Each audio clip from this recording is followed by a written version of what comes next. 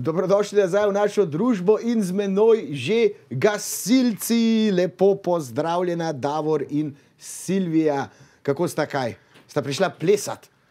Plesati, predstaviti naše društvo, na splošno malo o gasilcih v Sloveniji in v Šentjurju, tako da, v dobri družbi. Prostovoljno gasilsko društvo Šentjur, Jeruzalemu ste že plesali. Ja, res je. Spomnim, ne, smo vas gledali in spremljali, zdaj pa še enkrat za malo ekstra vzdušja.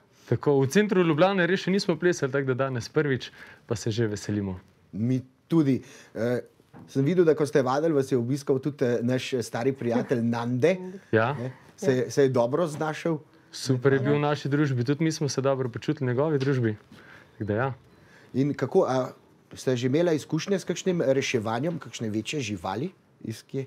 Ja, smo že reševali muce, pa kužka. Za kužka je bilo kar naporno. Kar naporno. Ja. Ker vi ste prostovoljni gasilci. Ja. Se pravi, vaš prosti čas še namenjate prostovoljnemu delu v gasilskem društvu. In kakšna je pravzaprav razlika med poklicnim in prostovoljnim gasilcem?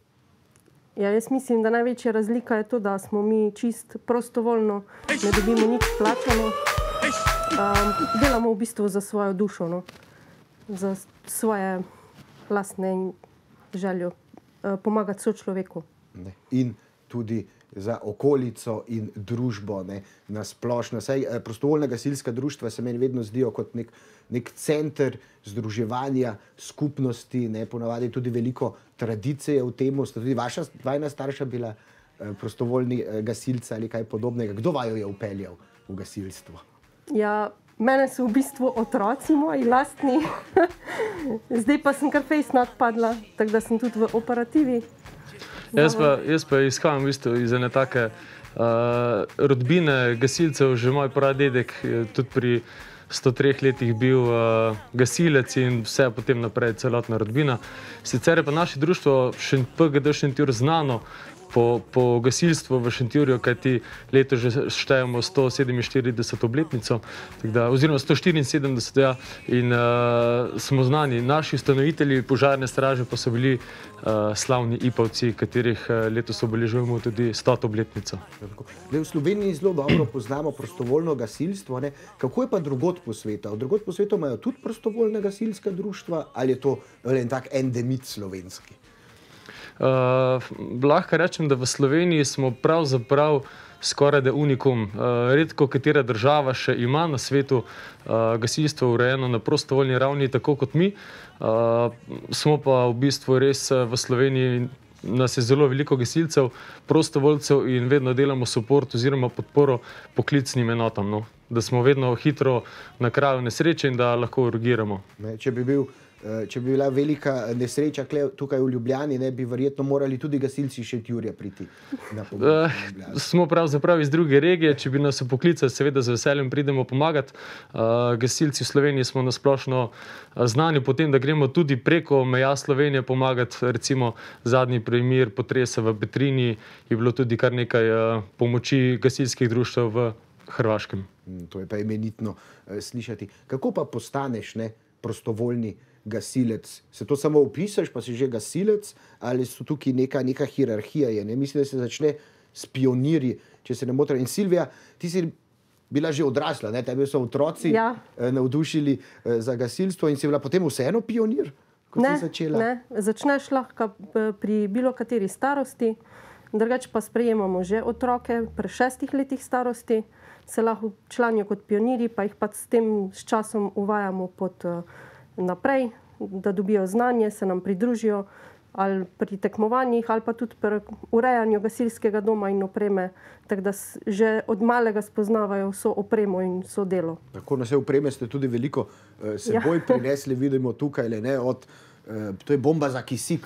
To je v bistvu tlačna posoda za zrak, noter imamo 300 barov zraka, to je pa tam nekje odvisno od usposobljenosti in pa fizične kondicije gasilca 20 do 25 minut dela v ekstremnih razmerah, kakršnih gasilci tudi posredujemo.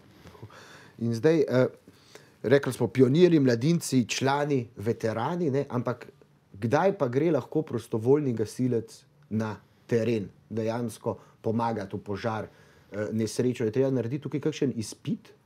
Prvo je starostna omejitev, se pravi pri 16 letih se v bistvu z dovoljenjem staršev lahko vključujejo že na intervencije, s tem, da morajo imeti nekega svojega mentorja zraven, da je skozi pod nadzorom, nima pa takih nalog, da bi lahko s tem ogrožil sebe in zdravje.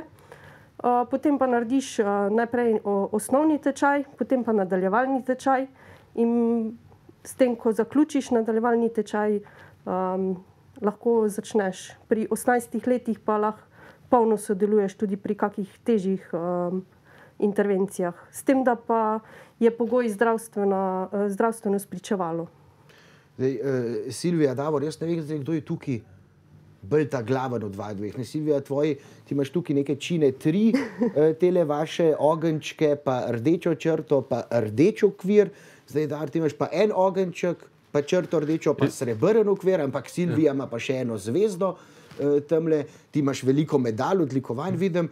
Tako da, a mi še nekaj v teh činih morda lahko? Lahko na hitro povem. Ja, jaz imam recimo delal sem še dodatni tečaj za vodjo skupine, se pravi, da lahko tudi v notranjih požarih recimo in pa na intervencijah vodim skupino. To so pa v bistvu specialnosti, katere smo upravljali, katere vsak posamezen gasilec upravlja. Veliko se poudarja v gasilstvu na samem izobraževanju, zaradi tega, da smo gasilci pripravljeni, da znamo posredovati, da je predvsem tudi za nas varno naše delo, ki ga opravljamo. Kako dolgo pa gasilci že opravljajo svoje delo v Sloveniji? Kakšna je zgodovina gasilstva ali požarna straža se je to včasih? Ja, res je. Naše društvo, prostovoljno društvo Šentjur, je znano po eni izmed najstarejših tradicij gasilstva v Šentjurju. Kot sem omenil, našo požarno stražo so v bistvu najprej začeli Ipavci leta 1847. Letos pravzaprav obeležujemo 1874 je bilo naše društvo ustanovljeno, letos pa obeležujemo 147 let, ja. Malce matematike, malce številk. Ampak ja, smo eno izmed najstarejših društev, torej imamo že zares dolgo tradicijo v Šentjurju samega gasilstva. Kako je pa z intervencijami? Jih imate veliko, so pogoste, za kakšne se pravzaprav gre? Je bila kakšna bolj zahtevna, da ste ponosni, da ste jo upravili tako odlično? Ja, v bistvu smo lani imeli 49 intervencij, letos pa že kar 16. Ena izmed zahtevnejših je mogoče glih zdaj bila, ko smo že imeli skoraj naročen, bil je helikopter že v pripravljenosti, ko smo imeli požar gozda na Resevni.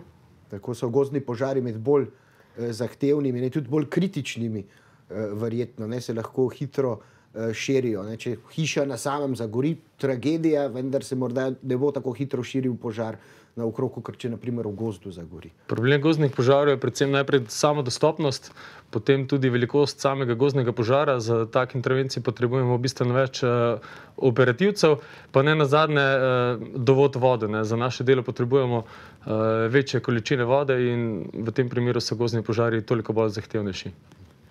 Pri nas verjetno ne uporabljamo teh ameriških tehnik, da se na drugi strani gozda sproži požar in da se potem oba dva ognja srečata in nimata nič več za pojesti. To so različne taktike gašenja gozdnih požarov, za katero taktiko pa se odloči v bistvu vodja intervencije, na kak način bomo ta gozdni požar omejili.